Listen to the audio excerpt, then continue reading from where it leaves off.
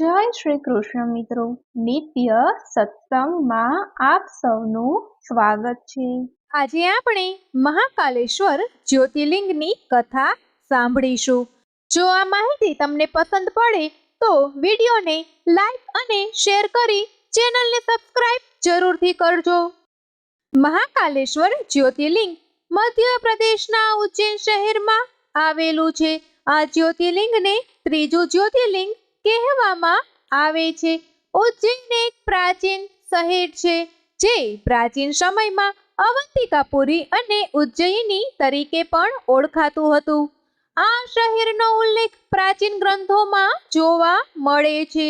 આ શહેર શિપ્રા નદીના કિનારે આવેલું છે। કાળના બે અર્થ થાય છે, એક તો સમય અને બીજું મૃત્યુ। મહાકાલને મહાકાલ એટલા માટે કહેવામાં આવે છે કેમ કે પ્રાચીન સમયમાં સમગ્ર વિશ્વનો પ્રમાણભૂત સમય અહીંથી જ નિર્ધારિત થતો હતો। ભગવાન શિવનું આ મંદિર દક્ષિણ દિશામાં આવેલું છે। તે ખૂબ જ પ્રાચીન મંદિર માનવામાં આવે છે। શિવ પુરાણ પ્રમાણે આ મંદિરની સ્થાપના દ્વાપર યુગમાં થયેલી હોવાનું મનાય છે। આ મંદિરની ખાસ વાત એ છે કે અહીં ભગવાન શિવ દક્ષિણ તરફ મુખ કરીને મહાકાલના રૂપમાં બિરાજમાન છે। મંદિરના શિખર ઉપરથી કર્કરેખા પ્રસાર થાય છે, તેથી જ તેને પૃથ્વીની નાભી પણ કહેવામાં આવે છે। મહાકાલનું મંદિર 3 ભાગમાં વહેંચાયેલું છે। મહાકાલના મંદિરના ઉપરના ભાગમાં નાગચંદ્રેશ્વર મંદિર છે, મધ્ય ભાગમાં ઓમકારેશ્વર મંદિર છે અને નીચે ગર્ભગૃહમાં મહાકાલ મુખ્ય જ્યોતિર્લિંગ તરીકે વિરાજમાન છે। ભગવાન શિવની સાથે અહીં ગણેશ, કાર્તિકેય, માતા પાર્વતી અને નંદીની મૂર્તિઓ પણ સ્થાપિત છે। સવારે મંદિરમાં મહાકાલની ભસ્મ આરતી કરવામાં આવે છે, તે પછી તેમને સુંદર રીતે શણગારવામાં આવે છે। ભસ્મ આરતી દ્વારા મહાકાલ જાગૃત થાય છે। એવું માનવામાં આવે છે કે ભસ્મ સમગ્ર સૃષ્ટિનો સાર છે, એટલા માટે ભગવાન શિવ હંમેશા તેને ધારણ કરે છે। હવે આપણે મહાકાલેશ્વર જ્યોતિર્લિંગની કથા સાંભળીએ। અવંતિકા નામનું એક સુંદર નગર હતું જે ભગવાન શિવને ખૂબ જ પ્રિય હતું। આ નગરમાં એક જ્ઞાની બ્રાહ્મણ રહેતો હતો। તે ખૂબ જ બુદ્ધિશાળી અને કર્મકાંડ બ્રાહ્મણ હતો। બ્રાહ્મણ પણ શિવનો મહાન ભક્ત હતો। તે દરરોજ પાર્થિવ શિવલિંગ બનાવી તેની પૂજા કરતો હતો।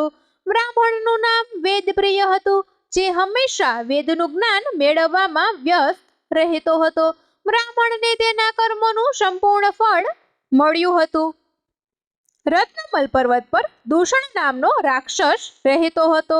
આ રાક્ષસને બ્રહ્માજી તરફથી વરદાન મળ્યું હતું। આ વરદાનને લીધે તેણે ધાર્મિક લોકો પર હુમલો કરવાનું શરૂ કર્યું। તેણે ઉજ્જૈનના બ્રાહ્મણો પર હુમલો કરવાનો વિચાર કર્યો।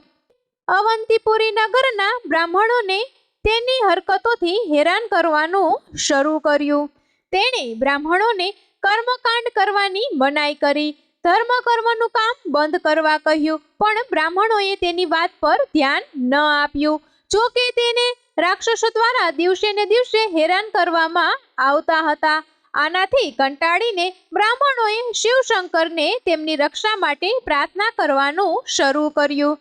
બ્રાહ્મણોની વિનંતી પર ભગવાન શિવે રાક્ષસના ત્રાસને અટકાવવા પહેલા તો તેમને ચેતવણી આપી હતી, પણ તે માન્યો નહીં। એક દિવસ રાક્ષસે હુમલો કર્યો।